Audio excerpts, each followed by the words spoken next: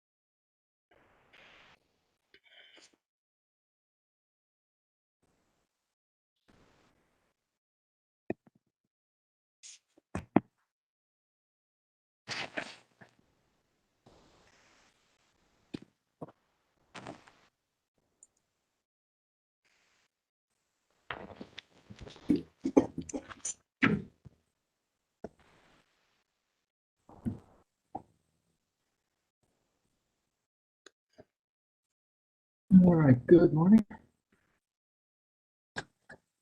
Good morning. Good morning. Good morning. Good morning.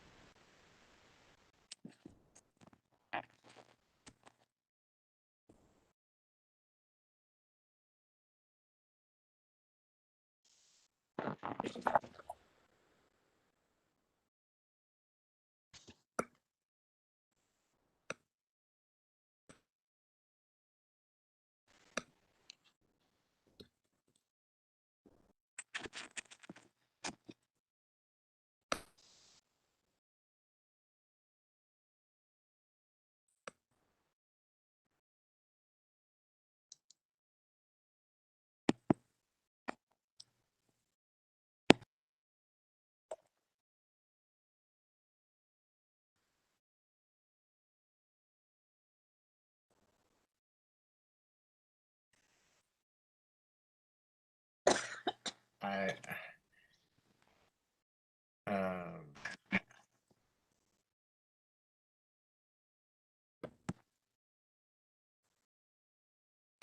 Good morning, everyone. Good morning. Good morning.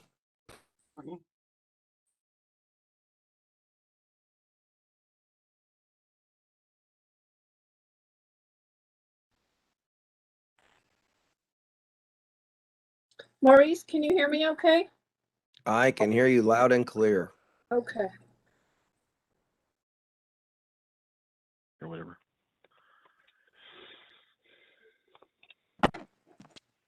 Mr. Donovan, Hello? Yes. would you like to chair this morning until July 1st?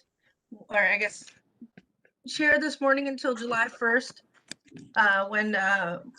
when Kelly's role officially is instated? Yeah, I think, I don't know, I guess Carol told me I was named vice chair at one point. I don't know how that works, but sure. Okay. Then maybe you and I and Kelly could talk offline sometime. Sure. No problem. Thanks.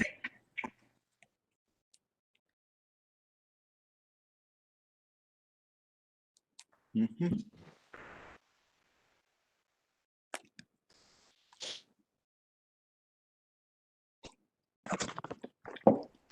Do we have is Myrene going to join us this morning? Merlene, Marlene, yes. I don't see her yet. I haven't heard otherwise, so I assume she'll be here.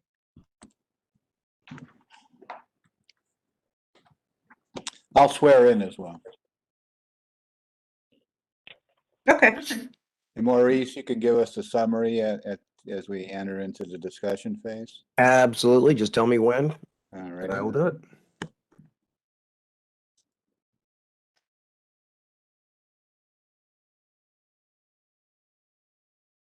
Do we have any council people present? Councilman Kelly was here a minute ago. I don't know. I think he's Kevin. Ah, Yes, I know. He's incognito today. He's like Prince. He just came in today, so.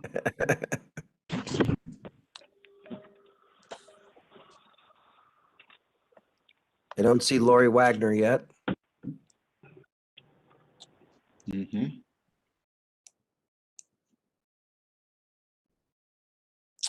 I don't see Riccardi either. Correct.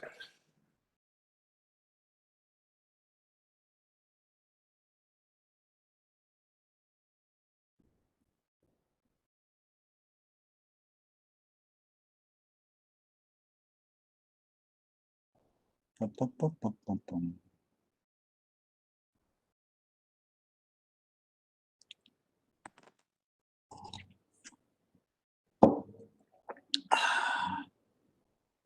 Oh, Tim, just to let you know, I have a presentation for the Cleveland Foundation today. It's been on the books for months, so I have a hard stop at like 11:40. I don't think we'll take that long, but just to let you. I'll try not to.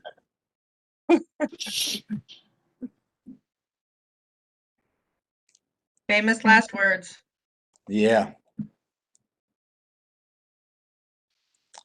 We'll start promptly at 9:30 to try to make sure we can accomplish that. Can we start without our attorney? Yeah.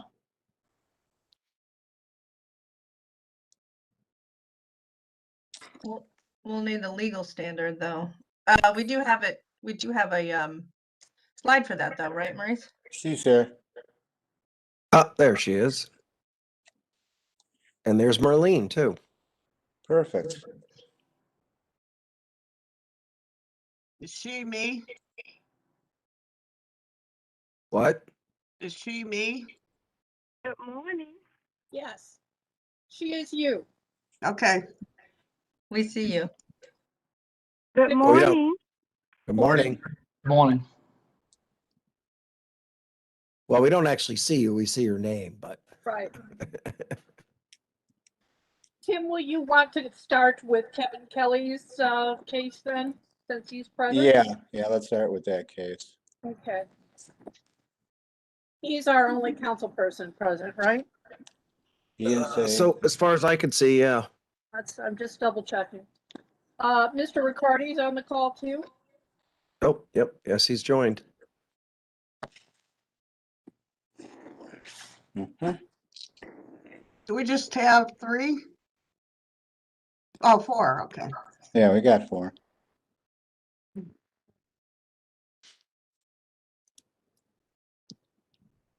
And we're just about ready to start.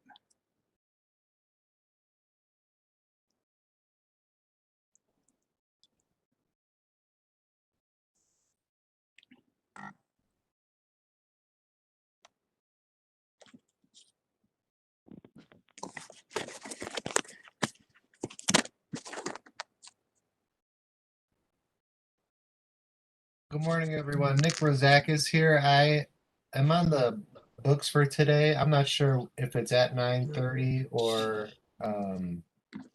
if it's later for my board review for my house drawing. Stand tight. We'll get to you. He is the appellant for Councilman Kelly's case. Right. Okay, here we go. Call the Board of Zoning Appeals to order on this day, June 14th, 2021. Ms. Kukla, can you read the preamble followed by a roster countdown to see who's here from the board? Sure, thank you. My name's Liz Kukla. I'm the Secretary of the Board of Zoning Appeals, and I'm going to read the preamble for you this morning. In compliance with notification requirements of Ohio's open meeting law under COVID-19 emergency declaration, notice of this meeting has been publicly posted. All boards and commissions under the purview of the City Planning Department conducts its meetings according to Robert's Rules of Order. Actions during the meeting will be taken by voice vote. Abstentions from any vote due to a conflict of interest should be stated for the record prior to the taking of any vote.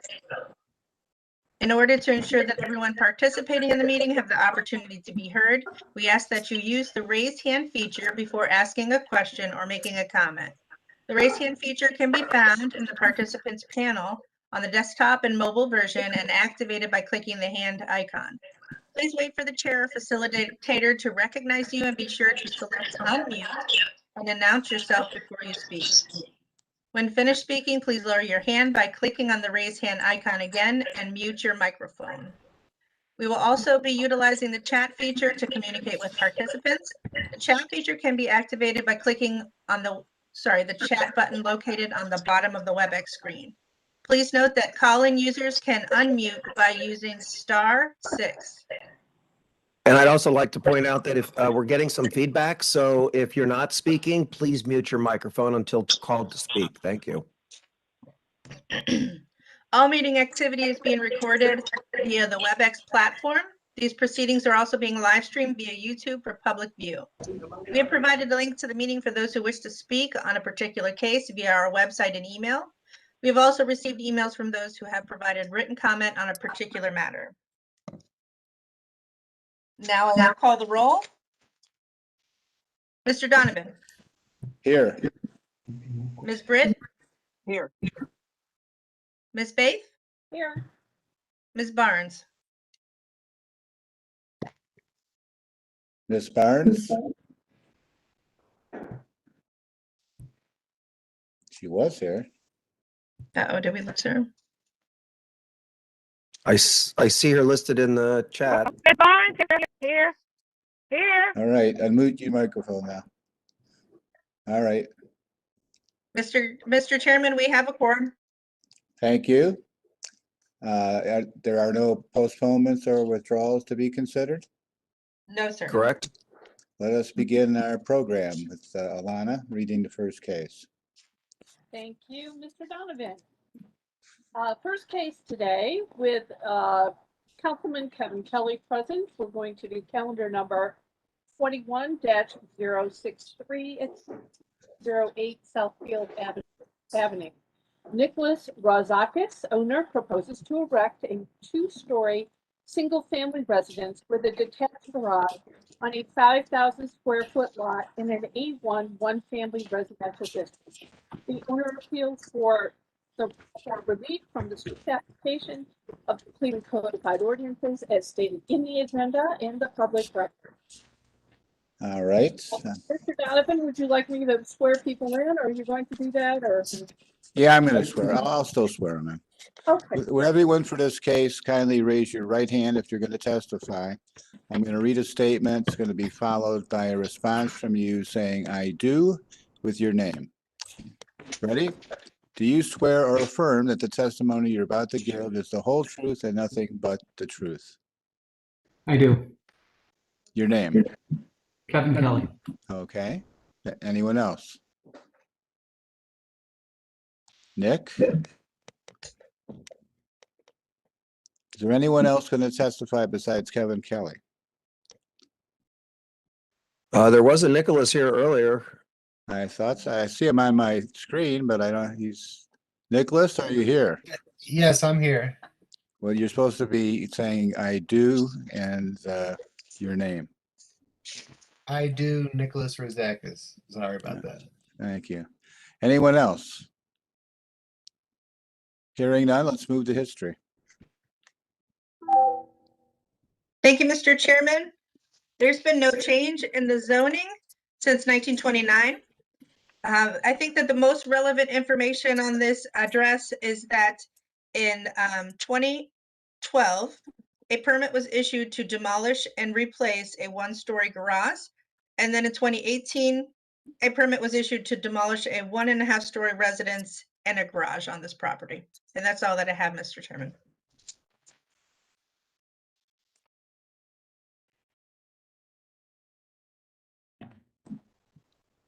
Lori, the legal standard? Do you want the legal standard? Yeah. Yes, ma'am. Okay. Thank you, Mr. Chairman, members of the board. Appellant is requesting area variances from the maximum gross floor area, rear yard, interior side yard, accessory building maximum floor area, and accessory building setback regulations of the zoning code. I don't know why I am being echoed, but to obtain the area variances, the appellant must prove that denying the request will create a practical difficulty not generally shared by other land or buildings in the same district, will deprive the appellant of substantial property rights, and that granting the variances will not be contrary to the purpose and intent of the zoning code. Thank you, Lori. Maurice, can you summarize the variances that will? Yeah, just one other thing, Lori, you're signed in twice, which is why you're probably getting an echo. I see you muted one of them, so maybe that. Oh, I accidentally signed out, so I signed back in. So Okay, how so do I sign out? You're good now. You muted the other one's muted, so you're good.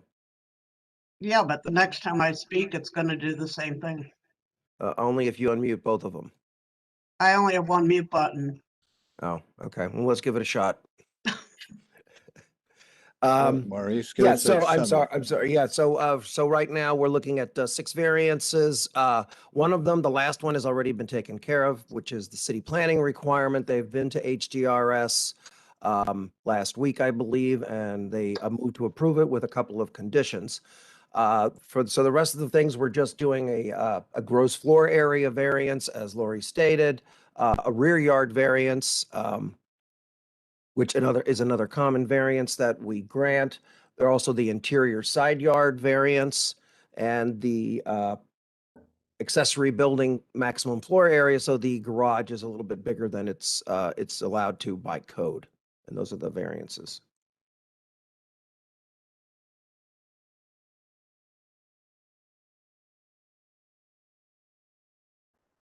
Okay. Nicholas, go ahead, give us your case, sir. Again, focus in on the variances requested. So we had a meeting a couple weeks back, and it was recommended to have the distance between the back of the garage and the back of the back fence to be 1.5 feet, which so let me take another step back. So they wanted the setback to be a little bit bigger. So we got some distance from behind the garage, and also I took out the backyard and the back patio to make up for that distance. So now it's 21 feet, 6 inches setback. They were also worried. So I also wanted to have higher ceilings in the basement, or just the whole house in general. So they were concerned, or you guys were all concerned about the aesthetics of the house being elevated too high, and it was recommended to bring the siding down to overhang on that brick, to make it look like it's the same elevation as the neighboring houses. I also dropped that down a couple inches as well. And I'm pretty sure those were the only changes. If I might be forgetting something, but yeah, those were the changes we made since the last meeting. Were those changes that came about because of the review by city planning? Yes. All righty.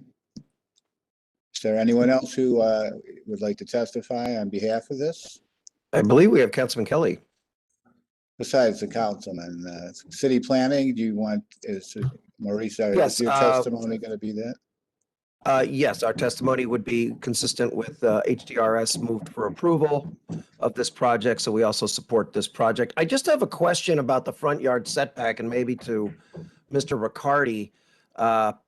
It looked to me when I went out there that all of the other houses are set about 30 feet back from they have a 30-foot setback. And this house is going to be now at 21 or 20 foot 6 inches or 21.6. So I was wondering why they were not written, why there's not a issue with the setback. I did ask the residential plan examiner to look into that many times, and I think in this case also, those dimensions are not provided by the applicant. If that is a concern, it should be I'm on the city continued planning and meeting for a minute. looked at. Because Calvin Kelly on here, most of the Go ahead, Mr. Riccardi. As I said, I think the residential plan examiner maybe did not have the benefit of those setback dimensions of the adjoining houses. And if you did find that in your field review, then quite frankly, I think that the case should be continued so it can be examined with those dimensions. That sounds reasonable. It does appear that it was not reviewed in this case. Board, what do you I think? guess we're just concerned about this house, you know, coming out a lot 9 feet in front of the other houses on the block is the only issue. If the board is comfortable with that, then fine. The HDRS, which I didn't attend, was comfortable with the new variance or the new distance. So I guess I'll leave that up to the board. Well, let me ask a question. I think that, as I recall, we don't have the power if the setback doesn't meet the standard. The only way we have the power is through the mathematical formula that allows for a different answer other than the 30-foot setback in this case. Is that true or false? That is true. However, they're also not written up for that either. So I haven't really had this kind of a situation before. But we just Yeah, have testimony that perhaps they should have been written up. I mean, there are, Again, obviously, I think there are cases where the field review that Maurice does, which is why it's so valuable, reveals things that then aren't on the plan. And I think that this might have been the case. Well, and my other thing is, you know, I used my iPhone to measure the distance, so I can't attest 100% that the 30 feet is a valid number. That's why I'm, you know, hesitant, and I don't want to create a problem here if there isn't one. And we're just trying to follow the rules as set by Right. the zoning code. Right, And so if follow the- the if- recommendation of, in this case, Mr. Riccardi, that perhaps somebody ought to go out, first and foremost, somebody ought to go out there and measure it. Because we're saying, well, we don't know if the measurement's true or false. And upon that measurement, we may find that it isn't an issue. But we also may find that it is an issue and has to be reposted, et cetera. Does that seem reasonable to the board? My only question is, then if it comes back and there is a front setback issue and we can't do anything about it, how does that work out? I can see here. So, I don't know if this can be some kind of conditional, you know, review or something based upon the front setback. Because I know all of us are always very annoyed by this front setback thing that most of the time we can't do anything about, and why do they come before us and we can't make decisions on it. So I would just toss that out. Maybe we can look at some kind of. I think what Kelly is suggesting here is that we put the case to a vote and can condition it on the field measurement to again elucidate the issue if there is one for the front setback. Is that what we're saying here, Kelly? That's what I'm saying, Tim. Councilman, what's your weigh in on this? This is you know, this is a healthy street. I want a house built on these lots. It's a beautiful street, and those who know the history, it was a tragedy that led to these lots being vacant, and I'd really like some, you know, like a beautiful new house there. But we can't, if there is if it's 9 feet ahead of the other houses, then I have a problem. So I came here prepared to support the variances as requested. I did not know about this issue. So this is my first blush at the issue. If the variances that are requested, I can support, but if it's going to be another 9-10 feet in front of the other houses, then I think we have a problem.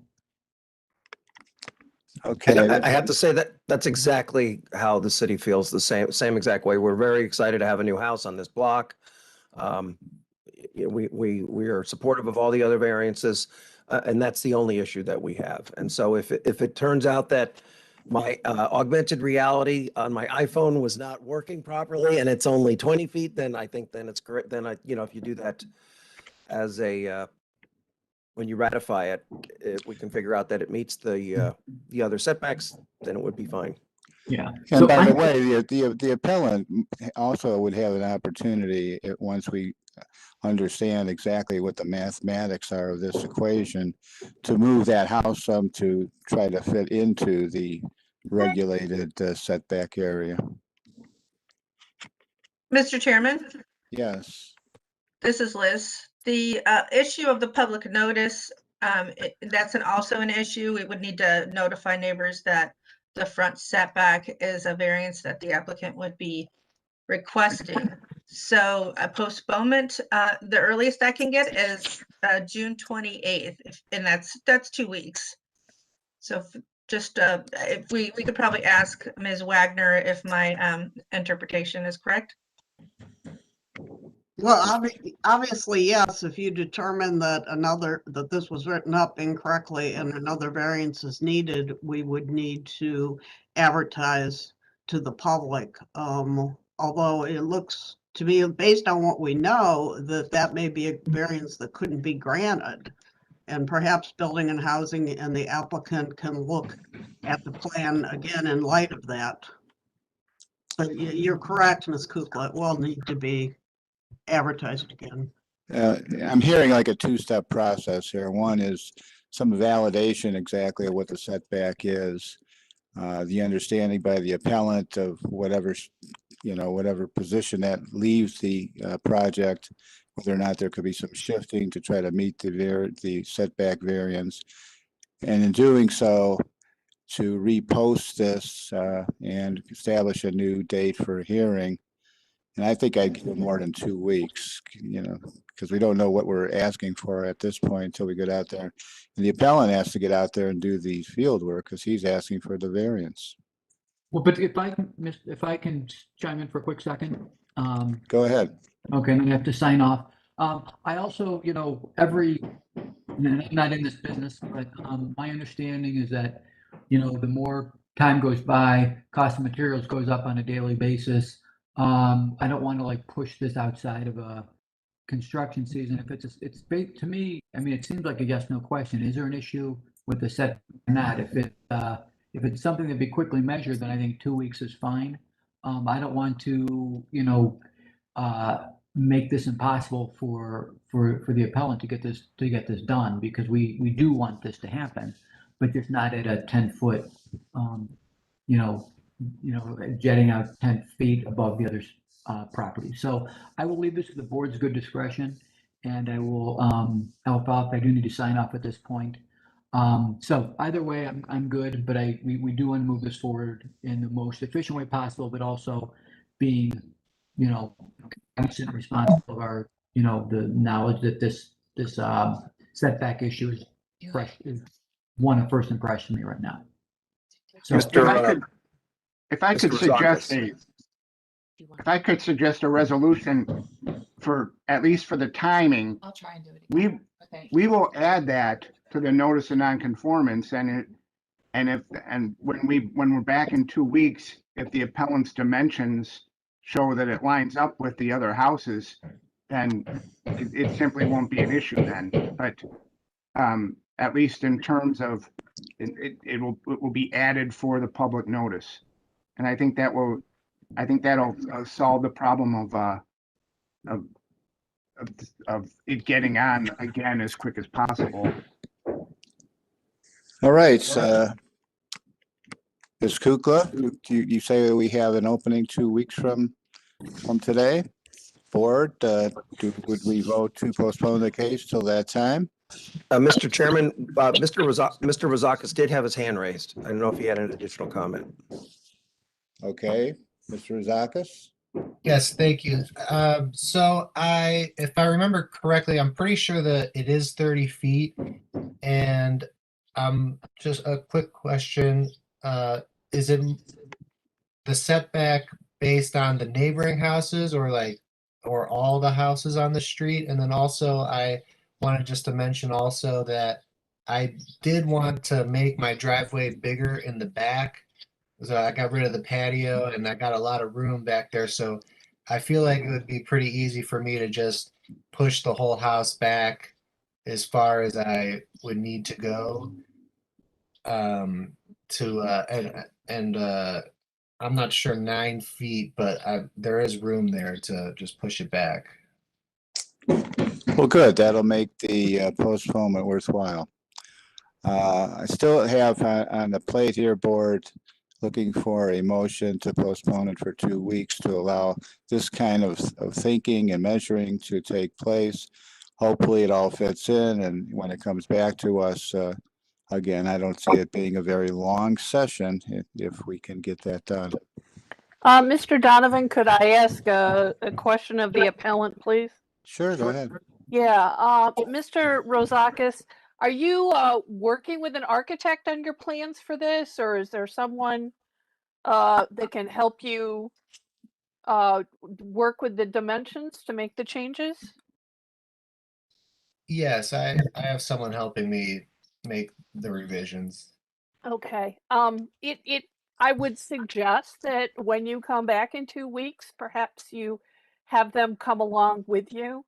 That might help expedite the process of answering questions on the necessary dimensions. That would be my suggestion to you. And with that said, Mr. Donovan, I would move that we go ahead and postpone this 2 weeks. Second. Liz, could you call the roll? Sure. Ms. Barnes, Barnes, yes. Ms. Faith, Yes.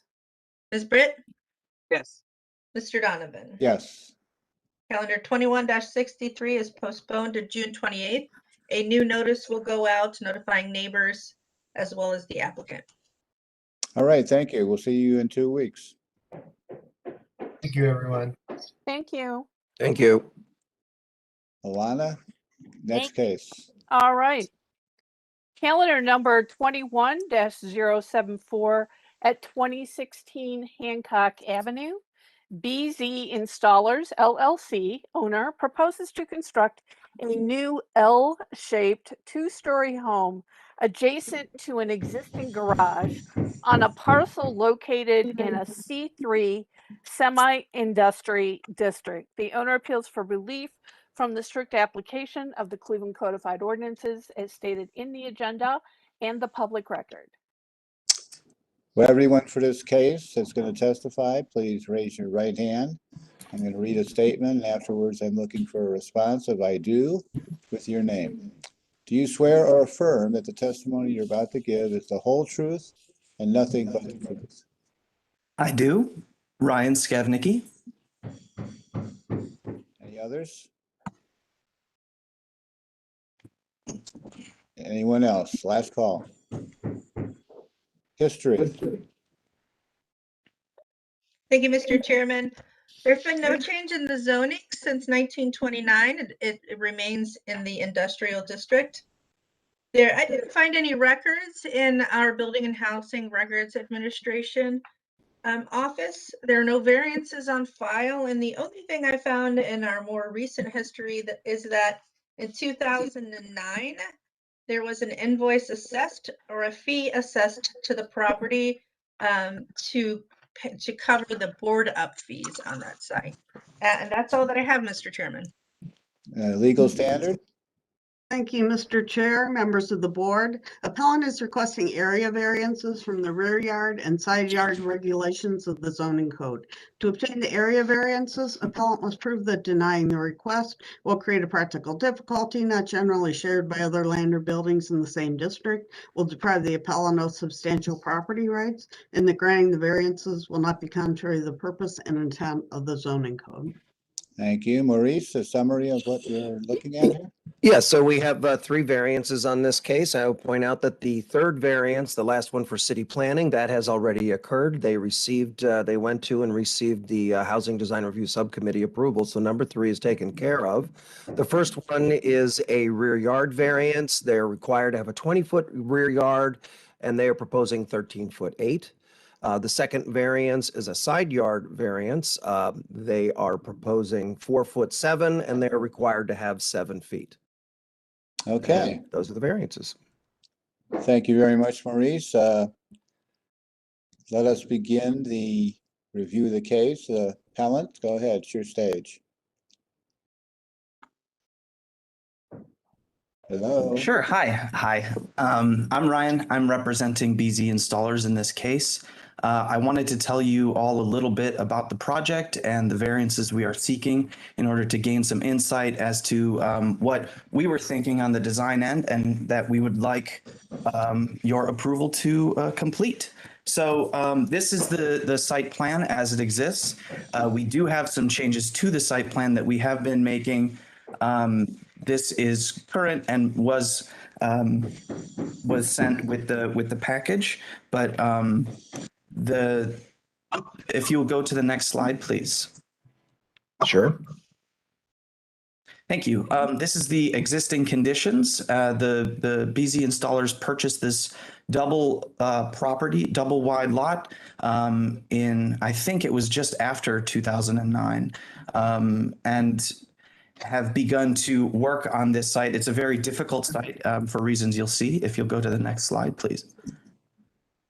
To one side, we have a kind of industrial character of the rear of Voss Industries and a large parking lot, surface parking. And the other side is a residential character. This garage kind of got stuck behind residential buildings and between industrial buildings. So to preserve and to kind of melt with some of that character, this existing garage has been, restored. And also we would like to build a new house on the site. So if you'll go to the next slide, please. It was very difficult. It's kind of difficult in this case to determine what exactly is side yard and what is exactly is rear yard, right? But number one, we wanted to first create a strong edge against the industrial side. So we are going right up to the property line there, and we do have a 2-hour fire rating on that wall. The number two objective was to keep the middle of the site open for space, access, and an interior view. That's because number three was very important to create an L-shaped building. This would result in a courtyard relationship in the site. The views out aren't exactly spectacular, so we wanted to create an interior facing project. You can go ahead to the next slide, it's okay. And the next one was just to kind of soften that edge, which we did do. So number four is to pivot each of those edges so that the relationship to the housing is a little softer. And number five was the most important goal that the HDRS wanted us to achieve, which we did, change the design to meet their desires, which was to actually engage the front of the property more. So we extended the project out to create a fronting along Hancock, which doesn't really have a kind of neighborhood feel, but now it's going to be a lot more engaging on that site. So with that, the last slide, please, I believe is just an overlay of the site plan where we're over just a hair. We'd really appreciate your consideration on these variances so that we may proceed. All right, thank you. Is there anyone else here that wants to testify in this case? Here's the kind of front of Hancock that we're engaging with and the desire to set the building aside. Thank you. Board, any questions? If not, I'll accept the motion. Mr. Chairman, this is Liz. Yes. Just to the applicant, has there been, you mentioned that there were changes to the design. Did that affect the footprint of the building in any way? More importantly, did it affect these variance requests? No, because this was a year and a half ago, and the way the project has gone through the process was kind of chaotic, and it did not change much of the footprint except for we extended that little piece and decided to incorporate a kind of the front piece that you see here, the shipping container kind of design, which probably may or may not be an actual shipping container, but a kind of industrial leftover piece. But that is the extent to which it changed. The main interest of the housing design review was to get an active space closer to Hancock Street, which is what we did. we brought the more living space out so that it wasn't wedged back there. Maurice, am I to take it that city planning endorses this request? Yes, sir. As was stated, HDRS approved this, and we are in full support of the variances here. I think this diagram shows it pretty good. You know, the fact that the existing garage is already on the property line, that's an existing condition. And then they are setting the house back 4 foot 7 inches, I believe. So it's a very small variance on the interior side yard. Yes, thank you. Okay, board, any last questions? If not, I'll accept a motion. Yeah, Mr. Donovan, given the approval of the City Planning Commission and the design review board, I think they've been receptive to the trying to meld between the residential and the industrial on either side of them, and have modified the building layout to make it more interesting and to fit into the situation. So with all that, I mean, I think these are fairly minor variances. So I would move that we approve them. Second, Second. call the roll. Ms. Britt, Yes. Ms. Barnes, Yes. Ms. Faith, Yes. Mr. Donovan. Yes. Calendar 21-74 is granted. It'll be ratified next week, and we will send you a letter. Thank you. Next case. Thank you. Thank you. Thank you so Good much. luck. Thank you. Moving along, calendar number 21-076 at 860 East 73rd Street. WRJ Developers propose to erect a 2-story, 2-family residence constructed of steel shipping containers on a City of Cleveland land bank parcel in a C1 multifamily residential district. The owner appeals for relief from the strict application of the Cleveland Codified Ordinances as stated in the agenda and the public record. All right, well, any and all that are going to testify for this case, kindly raise your right hand. I'm going to read a statement. I'm looking for a response of I do with your name. Do you swear or affirm that the testimony you're about to give is the whole truth and nothing but the truth? Adam Rose Kelly, I do. Richard Singleton, I do. Jermaine Brooks, I do. Will Levy, I do. Anyone else? Anthony Harrison, Ward 10, I do. Thank you, Councilman. Anyone else? Let's have history followed by the legal standard. Thank you, Mr. Chairman. There has been no change in the zoning since 1929. There are no variances on file for this address. And in the more recent history in our Acela system, I found that in August of 2014, a permit was issued to demolish a 2-story structure on the site. That's what I have for you today, Mr. Chairman. Legal standard, Mr. Chairman, members of the board, appellant is requesting area variances from the minimum lot area and minimum lot width regulations of the zoning code. To obtain the area variances, appellant must prove that denying the request will create a practical difficulty not generally shared by other land or buildings in the same district, will deprive the appellant of substantial property rights, and the granting the variances will not be contrary to the purpose and intent of the zoning code. Thank you. Maurice, give us a summary of what we're looking at. Yes, so this project has been thoroughly vetted. It's been to the planning commission, the full planning commission, I believe, on multiple occasions. It has received their full approval. We actually even rezoned, I believe, portion of this street to accommodate the front yard setbacks of these structures. They're just looking for an area variance, a slight area variance, and a minimum lot width variance. I believe this is a lot of record, so the lot is already existing. And so we're only looking at 2 variances. All right, who is going to speak for the appellant? And again, could you focus your remarks in on the 2 variances requested? Sure, this is Adam Rose Kelly. Before I go ahead, would anybody like to make a brief introduction since there were several people from WRJ here? Go ahead. No, we'll ahead, let you Adam. take it, Adam. Yep, Yeah. go Okay. for it. Sounds good.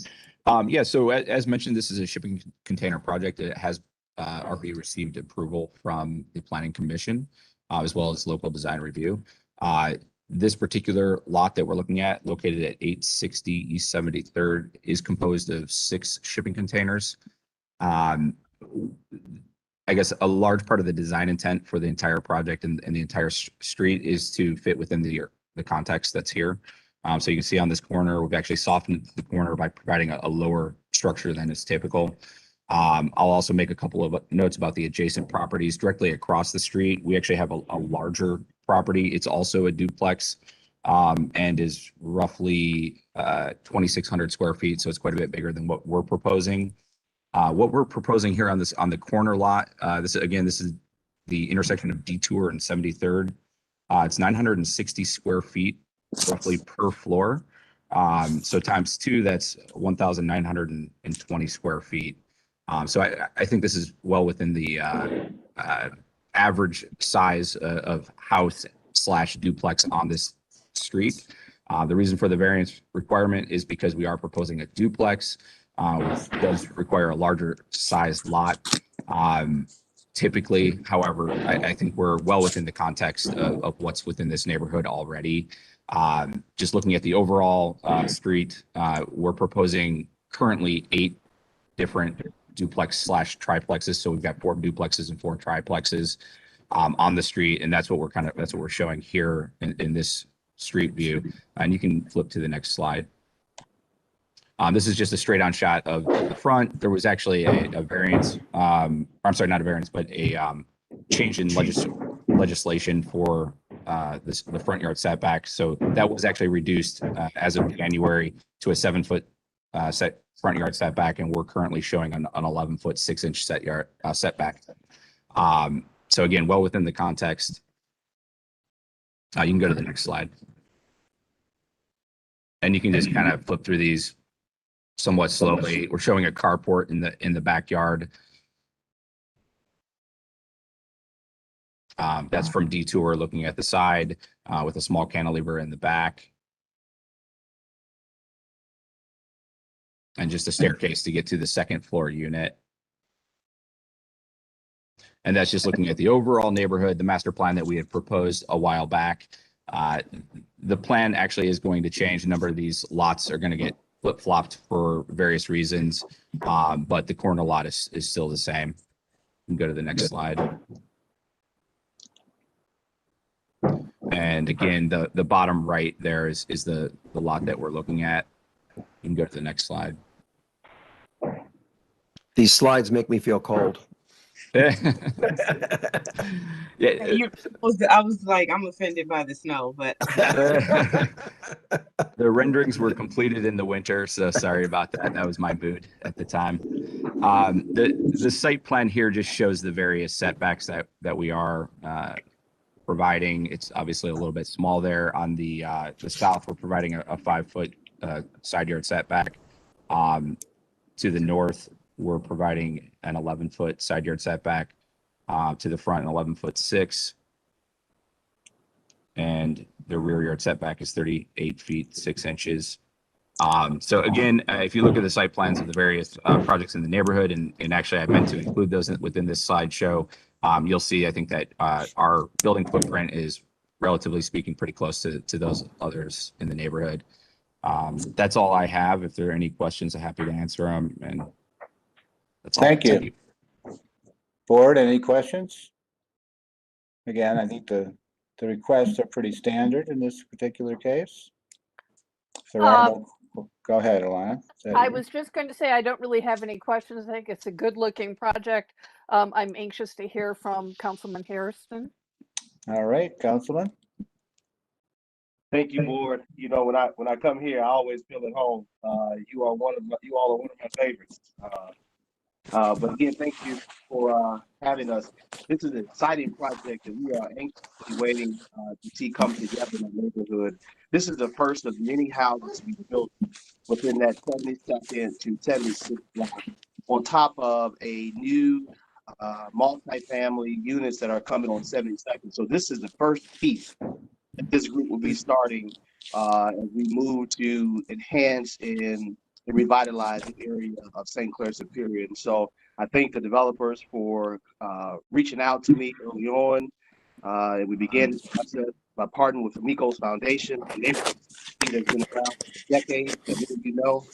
And again, we just ask you all for your support, and we welcome you out. I'm sure developers would love to welcome you out once the project is finished, so you can be able to see the great work that is being done here. Thank you.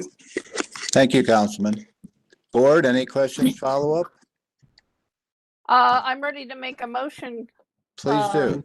Yes, I think,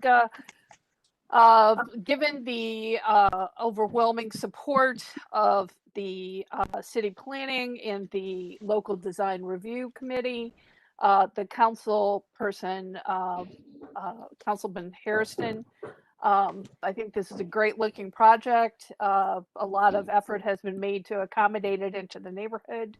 And I move that we go ahead and approve the variances. Do I hear a second? Second. Liz, could you call the roll? Sure. Ms. Barnes, Barnes, yes. Ms. Britt, Yes. Ms. Bates, Yes. Mr. Donovan. Yes. Calendar 21-76 is granted. It'll be ratified next week and we will send you a letter. Thank you again, Councilman, and nice project. Thank you so much. Looking forward to seeing it in person. Absolutely, we welcome you. Thank you. Thank you. You are. Next case? Thank you, Mr. Donovan. Calendar number 21-078 at 2817 Detroit. Hingetown LLC owner proposes to establish use as a bar/lounge/restaurant in a D3 local retail business district and a pedestrian retail overlay district. The owner appeals for relief from the strict application of the Cleveland Codified Ordinances as stated in the agenda and the public record, and that is one variance, section 349.049F. Thank you, Alana. Will everyone for this case kindly raise your right hand? I'm going to read a statement. I'm looking for a response of I do with your name. Do you swear or affirm that the testimony you're about to give is the whole truth and nothing but the truth? I do. I do. Graham Beasy. I do. Name? Doug Chow. Okay. I do. Graydon Petznick. Thank you. Anyone else? Last call? I don't know if you heard, but Graham also said I do. Yeah, I did hear Graham. Okay. Betsy, yeah. All right, we're going to move to history and the legal standard from which we'll be adjudicating. Thank you, Mr. Chairman. The property was originally zoned semi-industry in 1929. In 2011, the PRO, Pedestrian Retail Overlay District, was established on this street. In 2014, the area was changed to local retail business. In the records room, I found that in 1925, there were alterations to a storefront. In 1952, a permit was issued to convert a garage to an artist shop. 1967, a permit was issued to remodel the front of a print shop. There was an addition in 1969, 1980, and 1983. In that 1983 case, and the addition was made as well as a parking lot for 20 cars. There is one variance on file in calendar 15-231. A variance was granted for a partial change of use from manufacturing to residential and offices. And then in the more recent history, we see that in 2017, a certificate of occupancy was issued for that variance that was granted.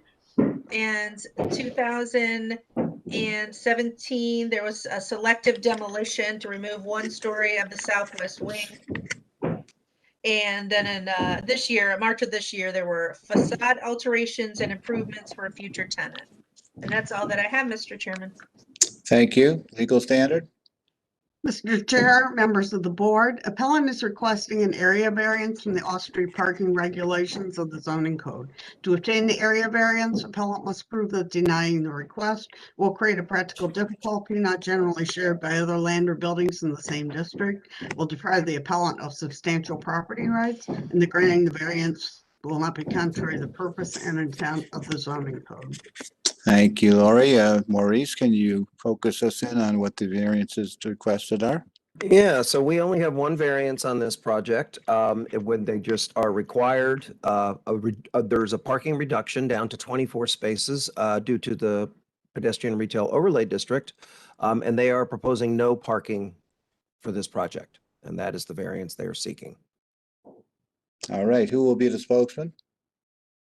Graydon, who's the architect, but I'll just jump in quickly. This is part of now one of the most walkable neighborhoods in Cleveland. We've got the Creative Hangars, which is the 7 work, live spaces that are currently under construction. And we're just thrilled that Doug Katz, who's a culinary force in Cleveland, has chosen this part of the city to invest with Amba, his Indian fusion restaurant. We have gotten the support of the councilman. We've gotten the support of Ohio City Incorporated. We are very active in the overall public parking plan for this district, including a public lot that is not only at Church and State, which I developed and is now a year in, but also Transformer Station. So thrilled to be able to share this project with the board. Just to continue, this is Graydon Petznick with Cleveland Draw. We were the architects for Hingetown LLC on the facade improvements for the one-story building that used to be part of 2817 Detroit, but with the permit granted and the extra work with Creative Hangars has now been readdressed or renamed 1430 West 28th Street. We're here because 1430 West 28th, formerly the eastern part of 2817 Detroit, is a 0 lot line building. And we are also currently helping Mr. Katz and excited to help him with the restaurant finish out. But by the nature of the 0 lot line building, we do not have site work or site available to provide 24 spaces for the restaurant. We have submitted a pre-design review package from which we've had the discussions with Mr. Riccardi about parking to try to make provisions for them ahead of time.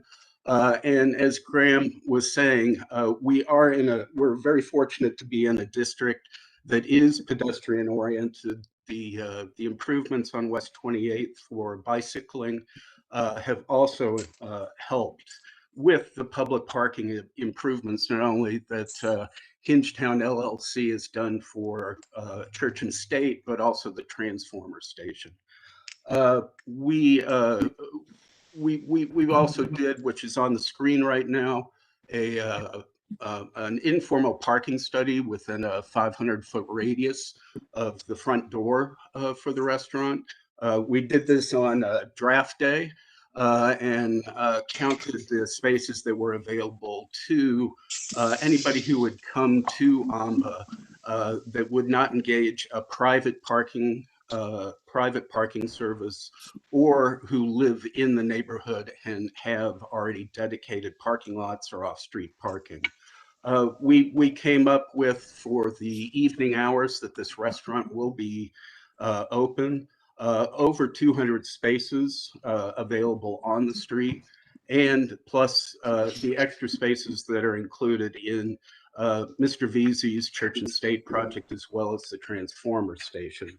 So with this amount of parking in the neighborhood, the favorable reply of the Block Club, and OCI support given their plans for adding parking in the neighborhood and helping guide development of parking in the neighborhood, we're petitioning the board and staff for approval of the 24 space variance.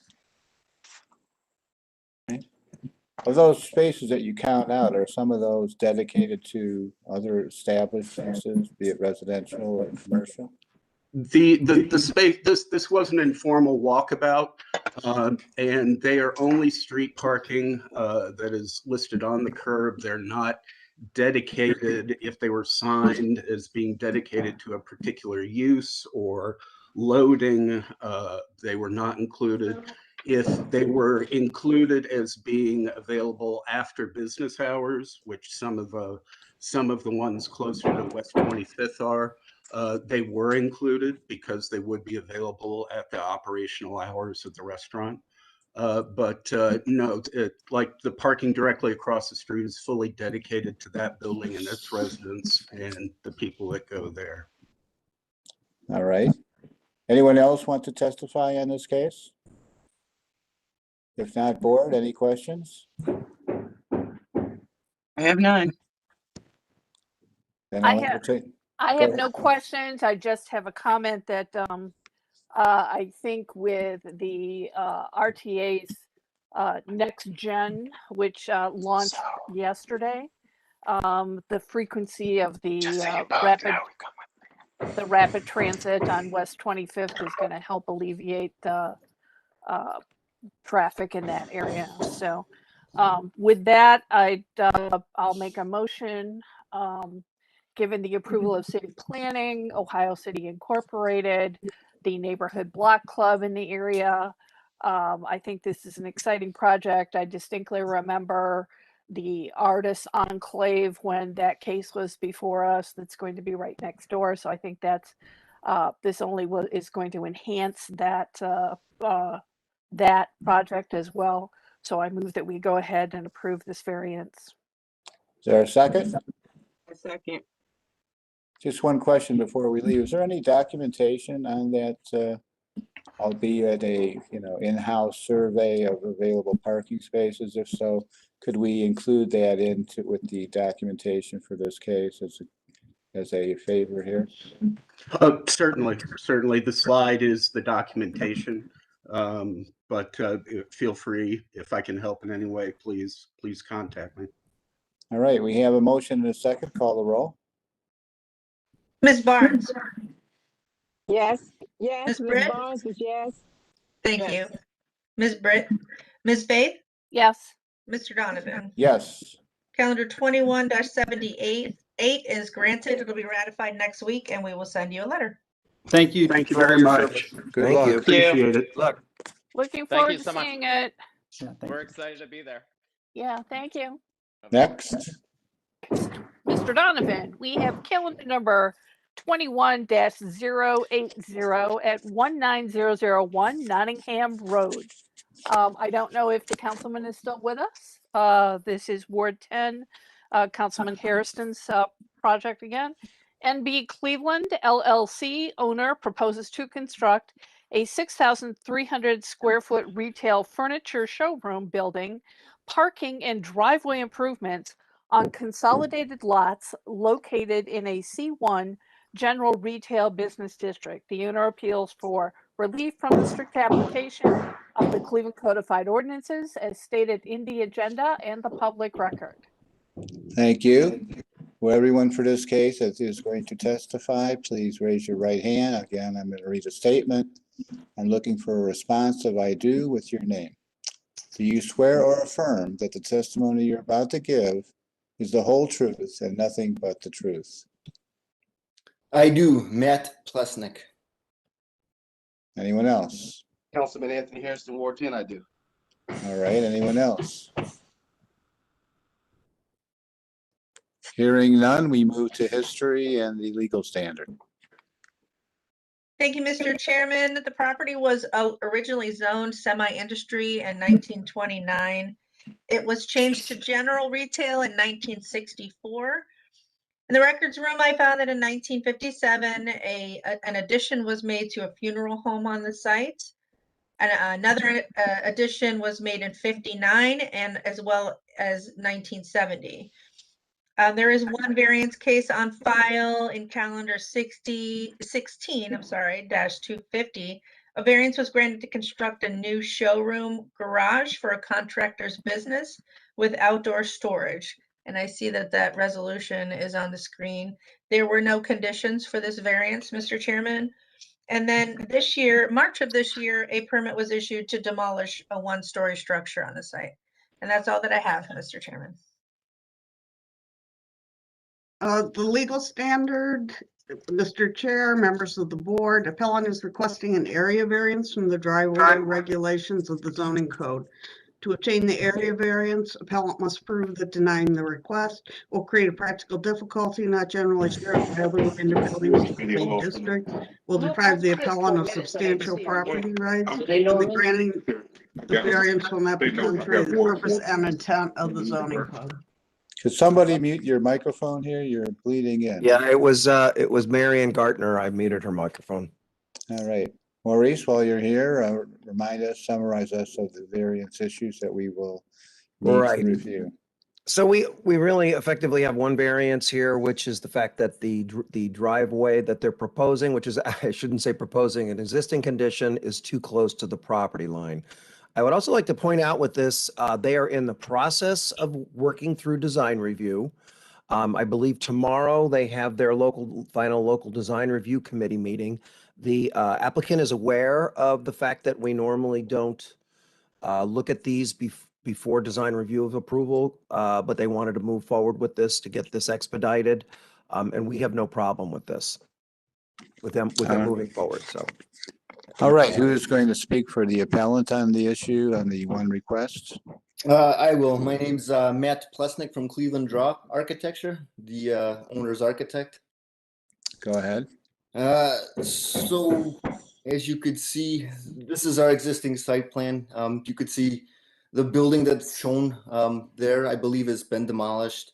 The parking lot that surrounds that building is existing, including two drives off of Nottingham Avenue, both of which we were hoping to reuse both drives. It's a concrete curb cut with asphalt driveway. This is our, I believe this is the plot consolidation, which I believe has just been completed. If you go to the next slide, and this is similar, this is what we're looking to propose. This is a 3D rendering. This is actually I don't believe this is the most current rendering. We have design review, as mentioned earlier, tomorrow. So we have our, the design review comments mostly have had to do with the storefront and the amount of glazing on our facade and the fencing that surrounds the parking lot area. It doesn't have much to do with the footprint or the site plan, so it's hopefully we are okay in our request. These slides show some existing conditions. If you go to the next slide, perhaps, and here is our existing site plan. And if you go to the next one, this is what we're proposing. Essentially, we're going to repave the parking lot. The footprint of the parking lot is not going to change drastically. The building, our new proposed building, is essentially going to go in the same spot as the demolished building, and we'd like to maintain the entry, the vehicle entry from from Nottingham, and the sort of the U-shaped of the lot, specifically for trucks, to allow trucks to kind of enter and exit without having to back off into Nottingham. So again, the driveway is existing. The owner would very much like to maintain that existing driveway. If you go to the next slide. This shows our footprint, our floor plan. Essentially, it's a pretty open floor plan. You could go to the next slide. These are our elevations. The front is the bottom one, and the side or the top elevation depicts from the parking lot area. Mr. Plesnick, is this bottom illustration more accurate than the 3D render? Is this? You know, I'm afraid it's not. It's not. Okay, I'm just curious because they're different. Biggest difference, it's very similar. The biggest difference is we have more glazing and we have some salvaged wood paneling in the front. And now that's all I have. But the width of the driveway there, it shows a truck on it. Is that a 12-foot width of a driveway? What is the width there? The existing width of the driveway, oh, if you give me a second, I could double check on the survey. So I presume that's the driveway in question as far as the variance goes. It is. It's actually more than a 12. It's closer to 16 feet, I believe. 16 foot wide? Is that meant to be a one-way kind of vehicular? It is. Yeah. As I mentioned earlier, I believe the previous use was a funeral home. I believe that's where the funeral processions often started. So my question gets to be, if it's 16 foot wide, it seems like you have enough room there to, again, back off of the, you know, the boundary, the site boundary, and give your neighbor a little bit of breathing room there. Why wouldn't we do it? You mean to maintain that one way? Yeah. Yeah. Oh, yes. No, I think we would definitely like to maintain the one way. And I think, as you mentioned before, because just to have trucks coming in and out there, I think we would like to maintain that, I guess, that breathing room, so to speak, for just maneuverability. There's also an existing fence along that, I believe it's the northeastern border or western border, I believe. So that we'd like to maintain that existing fence as well. What kind of fence is it? Is it a cyclone fence or a board It's on a board? wood, opaque wood board on board fence. Maurice, any idea in terms of design review of this project, then will such an issue like the fence be one of those items that will be reviewed and perhaps enhanced? I'm not sure of what is going to be addressed at design review. So we're looking at a situation where we're looking for a preliminary review and approval based on what the design review committee comes up with. Maurice, am I getting this thinking right, or? Yes. I think that you could easily, if you decide that you want to allow this driveway to be maintained, I think you could pass that. And they would simply have to come back if something else changed in the design that would generate another variance. I think that's the approach you're trying to take. Is that correct? That would be to Mr. Plesnick. Yes, that is correct. And one of the preliminary comments, which we agreed to at the design review, is because the fence is existing, it's a board on board fence. We agreed to paint the fence, and because it's an opaque fence, it's better. It prevents headlights and so on and so forth from going into the neighbor's property.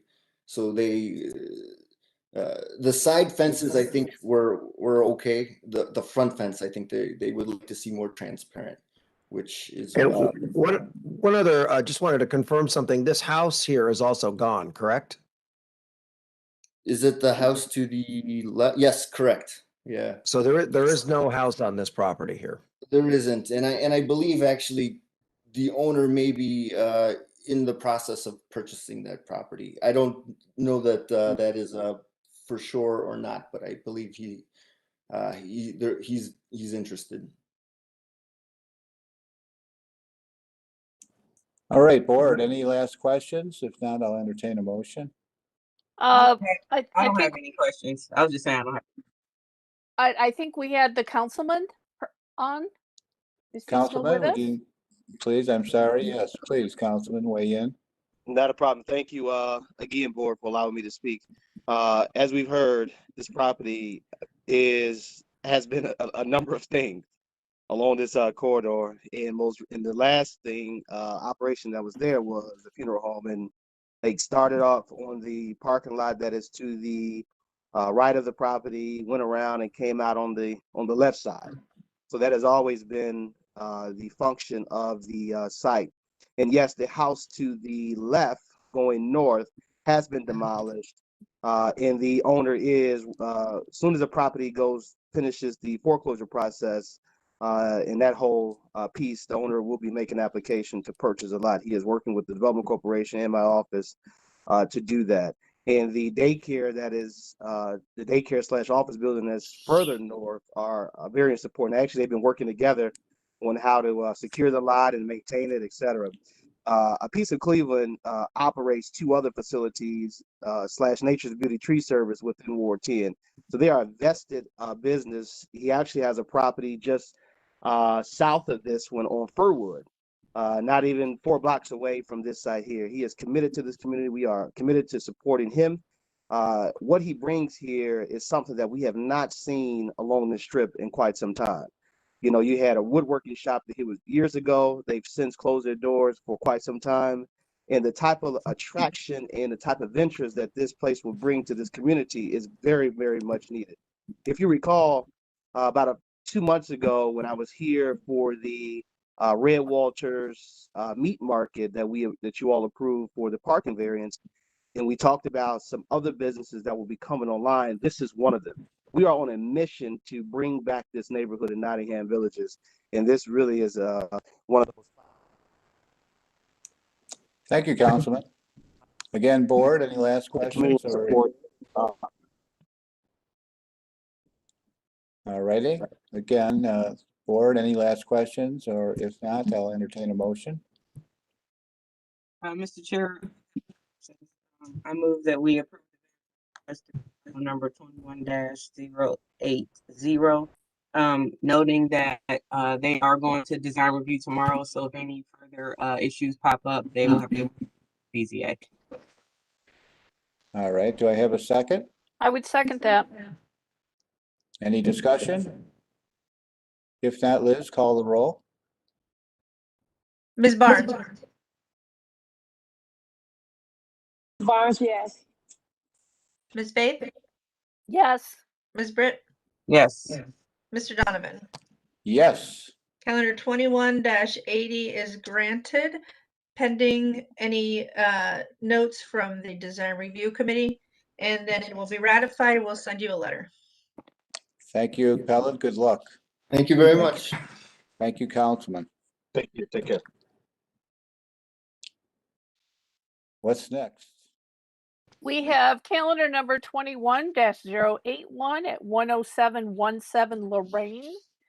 BQ Properties LLC owner proposes to convert the existing bank to a laundromat in a C2 local retail business district and a B1 two-family residential district. The owner appeals for relief from the strict application of the Cleveland Codified Ordinance, which is section 343.01B2G, which states that laundry services are first permitted in a local retail business district.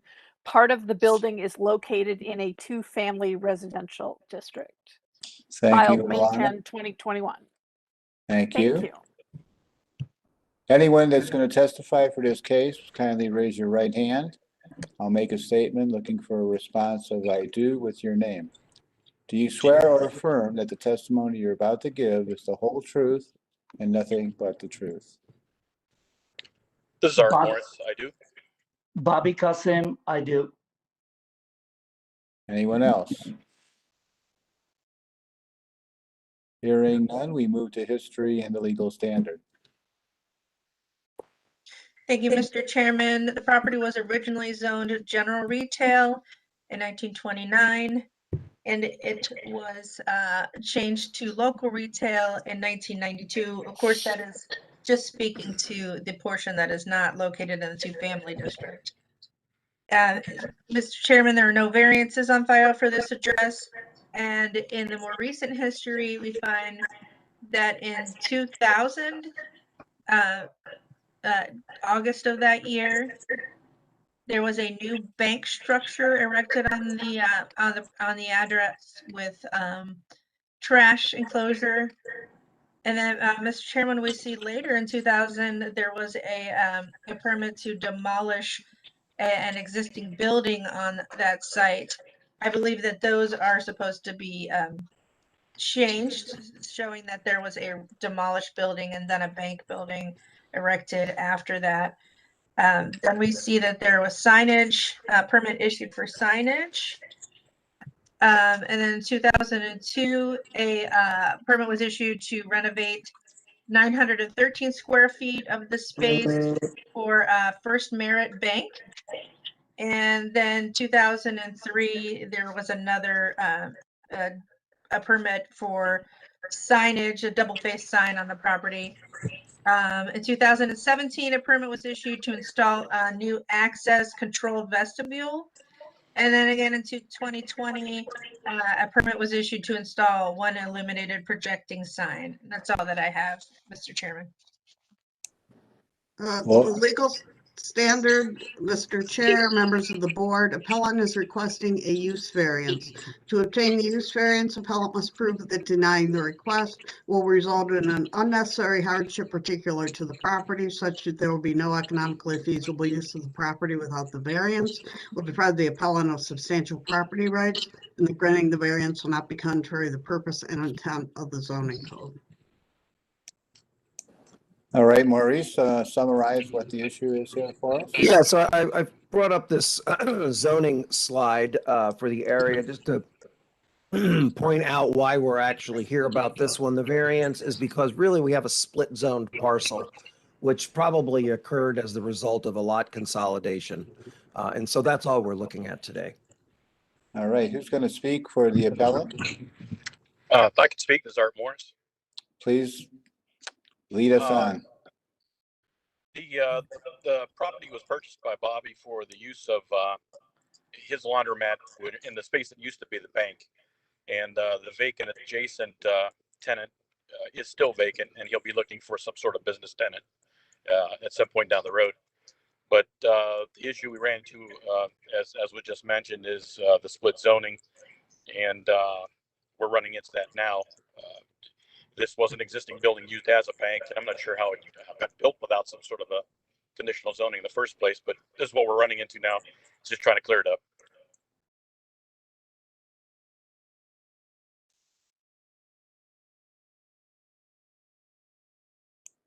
Anyone else looking to testify on behalf of the project? Anyone here to oppose the project? Hearing nothing, board, any questions? This is very straightforward. I think we could just move on if you like, Mr. Chair. Please do. I move that we approve the variances as requested. It's very obvious that this is an existing that should have been remedied a while ago and was not. So. All righty. Do I hear a second? I second. I'm familiar with this parcel and it is straightforward. All right, Liz, call the roll, please. Thank you, Mr. Chairman. Barnes? Yes. Ms. Bates? Yes. Ms. Britt? Yes. Mr. Donovan? Yes. Calendar 21-81 is granted. It'll be ratified next week and we will send you a letter. Thank you. Good luck, guys. Thank you. Thanks. Next. Finally, we have case number 21-058 at 1852 West 50th Street. This case was postponed from May 10th, 2021. John Heaney, owner, proposes to erect a two-story single-family residence with detached garage on a 3,965 square foot lot in a B1 two-family residential district. The owner appeals for relief from the strict application of the Cleveland Codified Ordinances as stated in the agenda and the public record. The first postponement was made at the request of the appellant to allow time for a public meeting to take place. All right, thank you, Alana. Would everyone for this case kindly raise your right hand if you plan to testify? I'm going to read a statement looking for the response of I do in your name. Do you swear or affirm that the testimony you're about to give is the whole truth and nothing but the truth? I do. This is Mike Fant. Anyone else? I do. This is John. Somebody. Melanie Heaney. Okay. Anyone else? I do. Adam Davenport. Last call, anyone else? All right, let's move on to history and the legal standard. Mr. Chairman, we had the history at the last hearing, but I would like to remind you that there were several people there that were actually more than several, but there were many people there that were opposed to this variance. We do have 2 letters of opposition and 1 letter with 1, 2, 3, 4, 5, 6, 7, 8, 9, 10, 11, 12, 13 individual people from the neighborhood that are opposed to the, or that were opposed to this variance. That's all that I have, Mr. Chairman. As I recall, it had a lot to do with trees. A tree. That's correct. A Yeah, tree, it was 1 tree. Yes. right. Okay, Lori? Mr. Donovan, to Ms. Kukla, do we have any further communication from Councilwoman Spencer? Yes, we do. Yes. Okay. Let's keep in order here. Lori, we read the legal Yes. standard. Mr. Maurice, excuse me. Maurice, if you could just summarize again the issue at hand here. Oh, she didn't read the legal standard yet. I'm trying to. Okay. Lori, go The ahead. legal standard, appellant is requesting area variances from the maximum gross floor area, side yard, and accessory use regulations of the zoning code. To obtain the area variances, appellant must prove that denying the request will create a practical difficulty not generally shared by other land or buildings in the same district, will deprive the appellant of substantial property rights, and that granting the variances will not be contrary to the purpose and intent of the zoning code. Now, Maurice. Yes. So Tell us where we're at. we were initially looking at 3 variances. I believe number 3 has been remedied since the last time. I believe they've adjusted the location of the parking garage to meet number 3, and the applicants can go over that with you. The other 2 variances are an area variance. As you know, it's a very common variance that we grant around here. And I believe the applicants have done a very thoughtful presentation of the conditions of the neighborhood to address that. And then we also have a side yard variance where it needs to be 3 feet, and they are doing 2 feet, so that's a 1 foot variance for the side yard. All right, thank you. Who's going to speak on behalf of the appellant? This is Mike Fant. I can speak. Mike, take it away. All right. So thanks again for meeting with us, and everything that's said to this point, very accurate. We did adjust the garage to avoid the 1 variance that was originally proposed, and are still looking for the area variance and the side yard variance. And since it was at the last meeting that we had some discussion on it, and the decision was postponed so that we could have another meeting with the neighbors, because there were quite a few neighbors at the last meeting who were against the project and really wanted to talk through the variances and the tree at the front of the property as well. And on June 1st, we did have that meeting. It was a 2-hour Zoom meeting. It was actually a really productive meeting. Felt like everybody, got their opinions across, and it was very civil. We had representatives from the neighborhood, also from Ohio City. We had urban forestry on the call, also the council members, and Adam was there from city planning as well. So or from design review. So we had a really good turnout, and we did talk through really everything. The Heaney's did a PowerPoint basically describing the context and showing some examples of homes in the neighborhood that are similar and that have gone for similar variances in the past. And so it was my opinion that during that call, most of the discussion on the actual 2 variances, kind of went away pretty quickly, and a lot of the discussion then went to the tree on the front of the property, which the Heaneys have repeatedly mentioned that they're committed to doing everything they can to try to save that, even though we acknowledge that tree may get lost.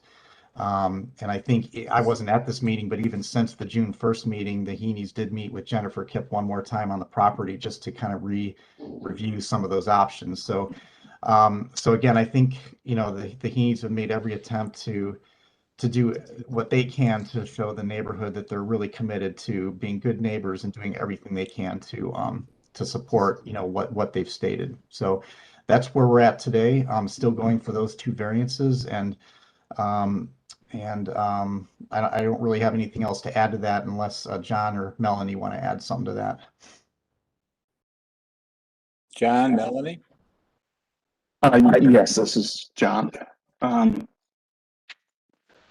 Let's see. Yeah, so I mean, there are several homes on the street that, have these kinds of variances.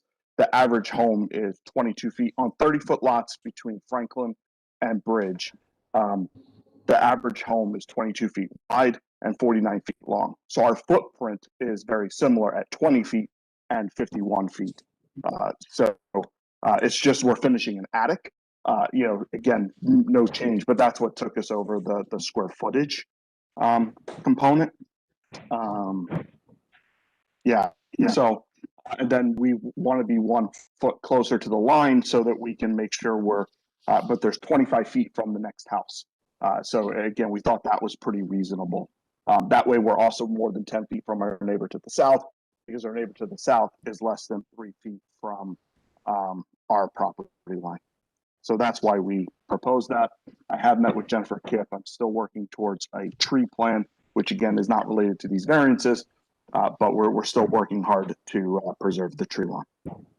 All righty. Anyone else here to testify, either on behalf or against the project? We have Matthew Furman. Matthew Furman here. Okay. Mr. Chair, before we get started, we just want to make sure that the comments are towards the actual variances that are addressed today. Okay, kindly try to focus your Absolutely. comments in on the variances, please. Absolutely. I'm not going to support these variances. Reasoning being that the average home on this block is 1,000 square foot smaller than what's being proposed. And when homes on this block are of this size, the lots are much larger. This is a feeling about the block. We have lots of green space, there's lots of modest homes, and a huge tree canopy. And there's just not houses built like this on this block. And it is going to impact the neighborhood. All righty. Anyone else here to testify against the project? We also have I would Adam just point- Davenport. Am I able to say one more thing? This is John. Sure. To Matthew's point, I understand those comments, but I would just point to 1801 West 50th that was built in 2019. That is 2,400 square feet on a 3,900 square foot lot, is less than 7 feet from another neighboring house. So it received, again, very similar variances. So that's, again, Thank you. Anyone else against the project? Adam from City Planning, what's your input, please? Morning. It's mostly the same as last time. So this is a vacant lot on West 50th Street. Unlike a lot of other lots on the street that have been acquired through the side yard program, this has a chance of a house actually being built on it, which is great. We're supportive of the variances. Normally we wouldn't be supportive of the side yard variance, but that adjacent lot is like some other lots on West 50th, where it was acquired through the side yard program and now is only going to be reserved for a side yard. So the proximity of the house to that lot is not of consequence in our minds. And then it's been reiterated a couple times, but the Heaney's have done their homework with previous variance requests across the street, almost directly across the street. Another house in 2018 received an area variance, which is obviously very common across Cleveland, but also ironically so across the street for this project as well. So we are very much in support of building a new house here. Thank you. Anyone else? Board, any questions? If not, I'll entertain a motion. Mr. Chair, believe the homeowners have gone through several review processes and have gotten their house to where to the best of their ability with needing these two minor variances. So I move that we approve the variances as proposed calendar number 1. Is there a second? I second that. Any discussion? Not Liz, please call the roll. Ms. Barnes, Barnes, yes. Ms. Faith, Yes. Ms. Britt, Yes. Mr. Donovan. Yes, Calendar 21-58 is granted. It'll be ratified next week and we will send you a letter.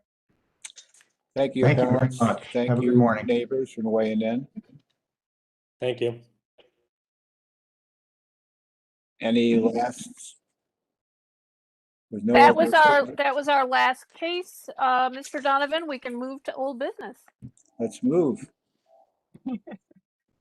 Looks like we're looking at 1, 2, 3, 4, 5, 6, and 7 to be ratified. Not number 4. No 4. Not- Yeah.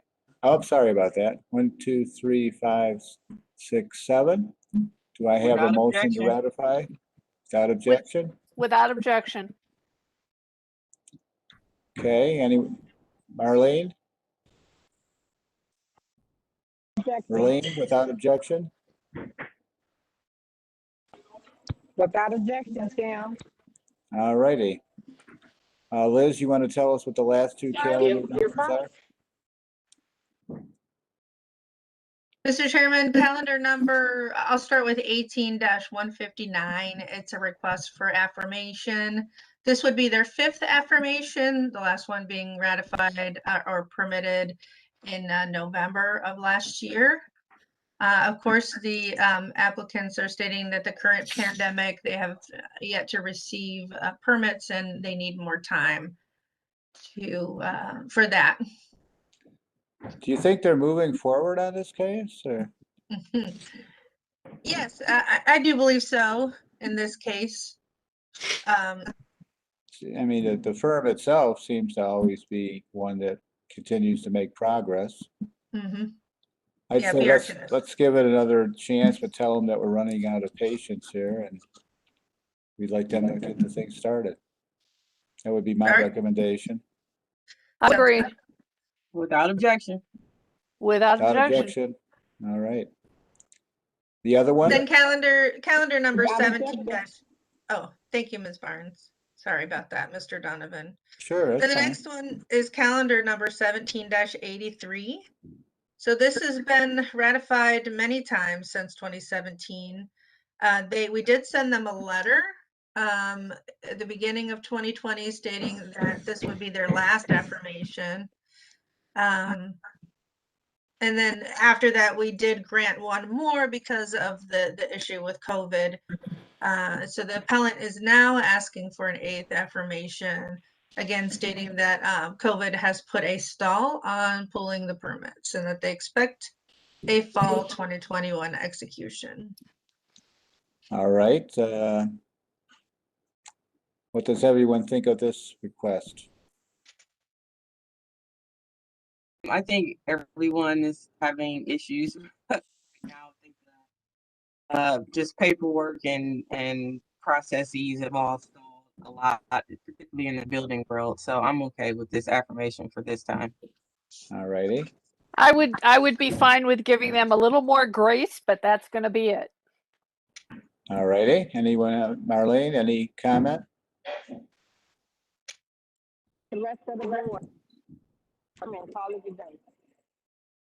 Okay, I would agree with Ms. Britt and move that without, any prejudice, that we would again grant a further extension. Make sure we give them enough time. Will they get 6 months? Is that Right. basically it? Yeah, each time they get 6 months. Yeah. All right, I'd move that we grant the requests. Without Without objection. objection? Without objection. I know Kelly's without objection. Marlene? Without objection, Tom. Down. All right, that's it for today. I just want to point out, we do have a new council person on the call. I'm not sure if she wanted to say anything, but just wanted to acknowledge new Ward 4 council person, Marion Oh, Gardner. excellent. Welcome Um, aboard, Marion. Welcome. And we also did not announce that we have are having a change in leadership here in terms of the chairing of the committee. And that Carol Johnson is no longer on the committee and will no longer be serving as chairman. But Kelly Britt will be our new chairman. Yay. Okay. Yay Yay. to Kelly, boo-hoo to Carol leaving. So, Yeah. Yeah, exactly. Yeah, let's clarify that. yeah. Yes. Thanks. Yes, let's definitely Without clarify that. objection. Without Without objection. objection. I won't object to myself. Yes. Don't do that. Yeah. Well, I know Well, Kelly's got an appointment today, so we can't keep Yeah. her. Oh, Yeah. there's I our new got council plenty person. of time now. Thanks for running that, Tim, and thanks for running it until I can officially come on. My appointment letter says July, so I can't say anything until then. So thanks for Excellent. picking up the slack, Tim. No problem. We'll expect a speech then. Our new council person is on screen. I don't know. Did you have anything to say, ma'am? Excellent. No, just checking in. Great. Okay. It's so nice of you to join us. Yeah. We, Hopefully we didn't put you to sleep. Maurice and Liz, is there any word in terms of whether or not we're going to make these meetings in person in the future, or is this going to still continue as a Zoom? We're still not getting, answers for sure. I know today, everybody is supposed to be back at City Hall full time. We're still hosting the meetings from home virtually, but after this, we have to go into the office. I think the emergency declaration by the legislature expires at the end of this month. Yes. And also right. And then also on the beginning of July, I don't remember what the date is, City Hall is going to be allowing people to come back in, everybody, everybody to come back in. So they'll be opening their doors. So if we do go back, it would be the beginning of it could potentially be the beginning of July, but I haven't been given a definite answer on that. And I think they're probably, the administration is still probably deciding. I think there's some legal issues. I think that they were going to investigate the legal ramifications of being able to continue to do these virtually if for a while longer, but that's all I can tell you. I wish I had more to tell you. In the beginning, I didn't have much faith in this process, but as I've grown into it, just me individually speaking now, I think there's been some advantages of doing it through this Zoom mechanism in terms of participation. And I do think it allows us to focus in with using the screen that Maurice so diligently provides us with the facts, ma'am. And so I, for one, would hope that there'd be an opportunity to talk about maybe options that you might have and get input from this board. Yeah, I agree with you, Tim. I think a lot of people were apprehensive about this at first, but I think a lot of people have realized that one thing I really like about it is it allows more people to participate. Exactly. I know it can stymie some people that may not be as technically savvy, but I also realize that there are many people that may have something important that comes up on these meetings in the morning, but they have to go to work. It's much easier to be able to excuse yourself at a job and tune into this for a few minutes to take care of a case. So it's easier for people to actually attend, which I think is great. It's more transparency. Exactly. Yeah, I would agree with that. I think that's true of our council people too, that often have conflicts that, they've been able to make themselves available for a limited amount of time, whereas before they wouldn't be able to participate at all. So. Right. Like how many times have they been on 2 calls with actually a council subcommittee meeting and us at the same time where normally they just wouldn't be able to come. Right. So exactly. yeah, there is a level of versatility to this that can be an advantage. Right. Any So- last items for business, old business, new business? I have nothing. I still had the one question. We're gonna have the law department look into the issue of